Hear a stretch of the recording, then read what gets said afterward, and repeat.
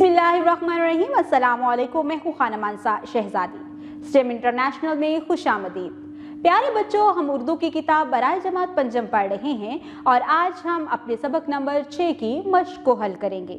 हमने मतन को बागौर पढ़ा, अब हम दोबारा से एक दफ़ा उस मतन को पढ़ेंगे और उसके बाद हम मश्क को हल करेंगे। तो चलिए चलते हैं अपनी मश्क की तरफ। नए अल्फाज। अल्फाज मानी आंगन, सेहन, इस्तफसार करना, पूछना, दिक्कत, तंगी, रौनक, चहल पहल, मधु करना, दावत देना, कयाम करना, ठहराना, रुकाना।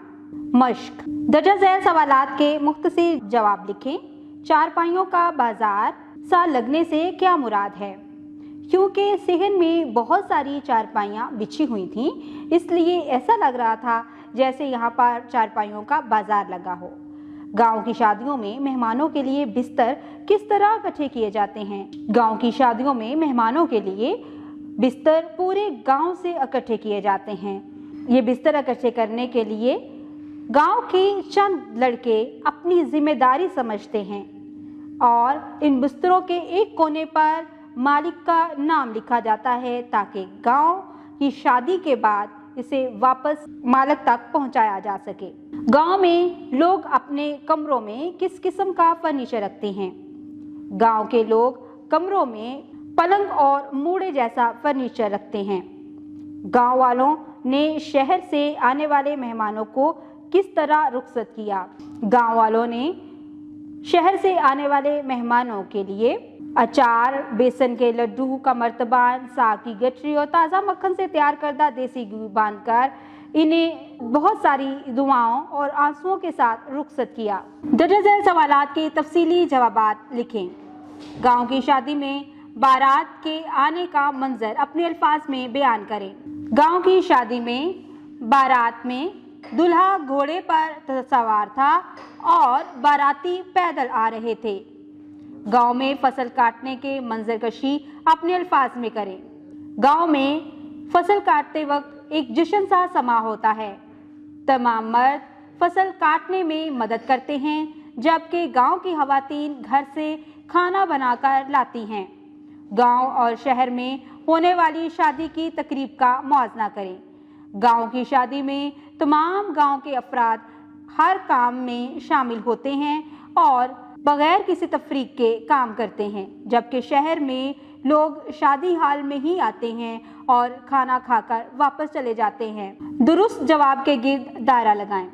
गांव में मेहमान को चाय पेश की गई प्यालियों में। देग पकाने वाले नाई को सामान पहुंचा रहे थे लड़के। गांव के मर्द हल्का जमाए बैठे थे मर्दान खाने में। गांव की शादी में दूल्हा सवार था घोड़े पर।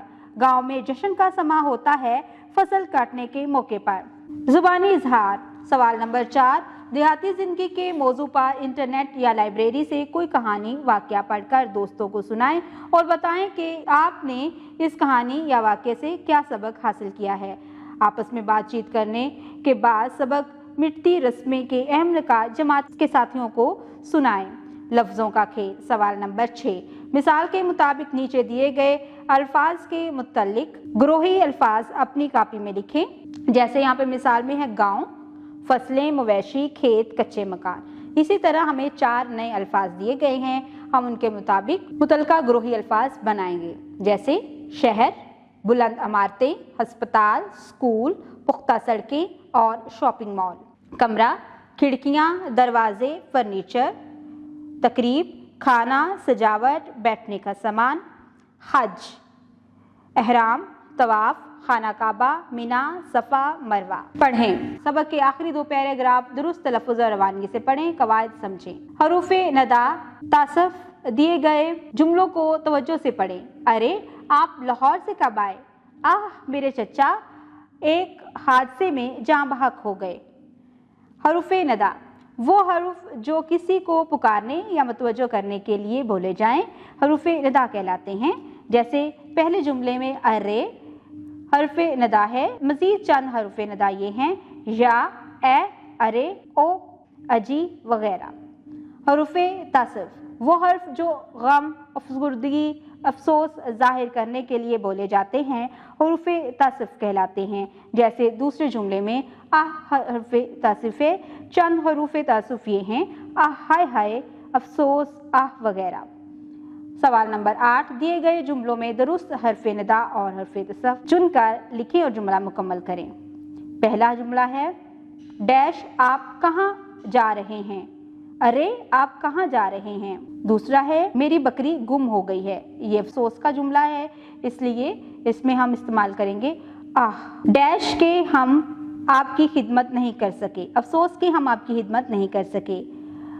میں دوڑ میں اول نہ آ سکا، ارے نادان وقت کی قدر کر، ہائے ہائے میری ٹرین چھوٹ گئی۔ تخلیقی لکھائی۔ سوال نمبر 9، مٹری رسموں کے موضوع پر ایک مختصر اخلاقی کہانی لکھیں، اس کہانی کا مناسب عنوان اور نتیجہ بھی لکھیں۔ عملی کام، گاؤں اور شہر کی زندگی میں فرق کے موضوع پر 2 منٹ کی تقریر تیار کر کے جماعت کے سامنے پیش کریں۔ بچوں کے اخباری صفحات، رسائل، جرائد سے اپنی پسندیدہ کہانیاں یا مضمون سمجھ کر پڑھیں اور ساتھیوں کو سنائیں۔ پیارے بچوں، آج ہم نے مشق کو حل کیا ہے۔ متن کو باغور پڑھا، مشکل الفاظ کے معنی جانے اور انہیں کو مد نظر رکھتے ہوئے ہم نے مختصر سوالات کے جوابات کو حل کیا، تفصیلی سوالات کو حل کیا، خالی جگہ پور کی اور اس کے ساتھ ہی ساتھ ہم نے قواعد کو بھی سمجھنے کی کوشش کی۔ استاد محترم کی زیر نگرانی آپ تمام مشق کو حل کریں اور عملی سرگرمیوں میں اہم کردار ادا کریں۔ اس کے ساتھ ہی ساتھ مشق کو حل کرتے ہوئے اس کے ترجمہ اور مفہوم کو بھی سمجھنے کی کوشش کریں۔ امید کرتی ہوں آپ نے اس ویڈیو سے بہت کچھ سیکھا ہوگا۔ مزید سیکھنے اور جاننے کے لیے ہمارے ساتھ رہیے گا۔ ملتے ہیں اگلے ویڈیو میں، تب تک کے لیے خدا حافظ۔